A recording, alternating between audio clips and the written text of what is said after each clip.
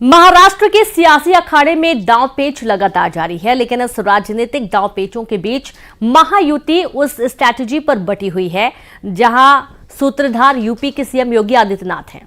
आइए आपको दिखाते हैं कि इस वक्त महाराष्ट्र की सियासत में बटेंगे तो कटेंगे नारे पर क्या कुछ हो रहा है।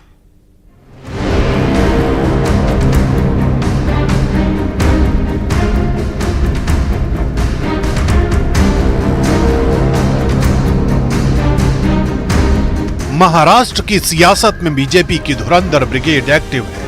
महाविकास अघाड़ी को काउंटर करने के लिए नए नए नारों की गूंज सुनाई दे रही है। छत्रपति शिवाजी महाराज की। इसी कड़ी में महायुति के लिए प्रचार का मोर्चा संभालते हुए प्रधानमंत्री नरेंद्र मोदी ने कांग्रेस पर जबरदस्त हमला बोला है। उन्होंने आरोप लगाया कि कांग्रेस जातियों को लड़ा रही है, इसलिए नरेंद्र मोदी ने नए कलेवर में एक है तो सेफ है का नैरेटिव सेट कर दिया। आदिवासी जातियों की एकजुटता कांग्रेस को फूटी आंख नहीं सुहाती। कांग्रेस का एजेंडा है कि देश भर की आदिवासी जातियां आपस में लड़ती रहे, उनकी सामूहिक आदिवासी ताकत खत्म हो जाए। कांग्रेस ने जब धर्म के नाम पर ऐसे ही साजिशें रची थी तो देश का बंटवारा हो गया था। अब कांग्रेस एससी, एसटी, ओबीसी समाज की एक जाति को दूसरे के खिलाफ खड़ा कर रही है। भारत के खिलाफ इससे बड़ी साजिश कोई और नहीं हो सकती। आप मुझे बताइए, आदिवासी जब एकजुट रहेगा तो उसकी ताकत बढ़ेगी कि नहीं बढ़ेगी? ताकत बढ़ेगी कि नहीं बढ़ेगी? अलग अलग जातियों में टूटने से आप सोचिए कमजोर हो जाएंगे कि नहीं हो जाएंगे। एक है तो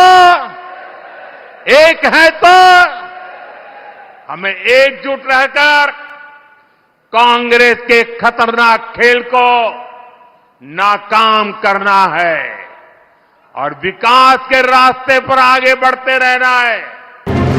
पीएम मोदी के राजनीतिक हमलों से जुड़ी ये कहानी आगे बढ़ी तो यूपी के सीएम योगी आदित्यनाथ तक पहुंच गई, जहां एक बार फिर उन्होंने बटेंगे तो कटेंगे वाले नारे का जिक्र किया, जिसकी नींव उन्होंने हरियाणा चुनाव में रखी। एक है तो नेक है, एक है तो सेफ है, और बटे थे तो कटे थे। हमें बटना नहीं है, एकजुट होना है। लेकिन योगी आदित्यनाथ के इसी नारे को लेकर महायुति में सियासी उथल-पुथल मची है, क्योंकि डिप्टी सीएम अजित पवार से लेकर प्रफुल्ल पटेल तक ने योगी आदित्यनाथ के नारे से किनारा कर लिया है। बहकाने के लिए काम करते हैं। बटेंगे कटेंगे का वो देखिए, ये सब बोलने की बातें हैं, मैं ऐसे जुमलों पे नहीं जाऊंगा, ये भावनिक सवाल है। लेकिन मैं इतना जरूर कहूंगा कि जनता की विकास करने की जो हमारी मंशा है वो सबसे महत्वपूर्ण है और वही निर्णायक रहेगी। हमारे महाराष्ट्र में ऐसी राजनीति बिल्कुल नहीं चलती है। हमारे महाराष्ट्र में शिव शाहू फुले अम्बेडकर, शिव यानी युग पुरुष छत्रपति शिवाजी महाराज, राजर्षि शाहू महाराज, महात्मा ज्योतिराव फुले और डॉक्टर बाबा साहेब अम्बेडकर, इनका नाम हम लेते। शिव शाहू फुले अम्बेडकर की विचारधाराओं से हमारा महाराष्ट्र चलता है। आपने अलग अलग स्टेट की राजनीति अलग अलग तरह से देखी है, हमारे महाराष्ट्र की राजनीति बहुत अलग है। दरअसल योगी आदित्यनाथ ने बटेंगे तो कटेंगे जैसे नारों का जिक्र सबसे पहले हरियाणा चुनावों में किया था, जहां बीजेपी को अप्रत्याशित सफलता हासिल हुई थी।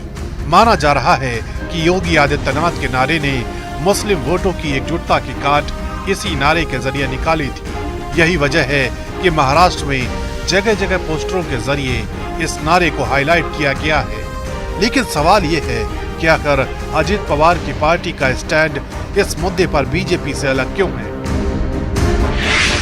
दरअसल एनसीपी में बंटवारे के बाद ये पहला विधानसभा चुनाव है। अजित पवार अपना गुट बनाकर अलग चुनाव लड़ रहे हैं।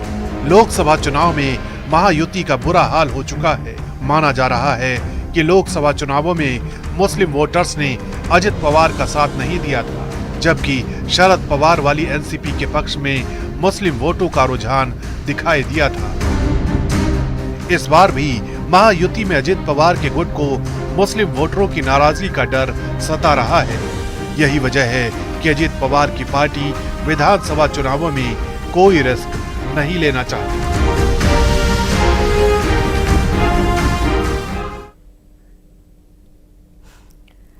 खबर सीधी से जहां पर खुला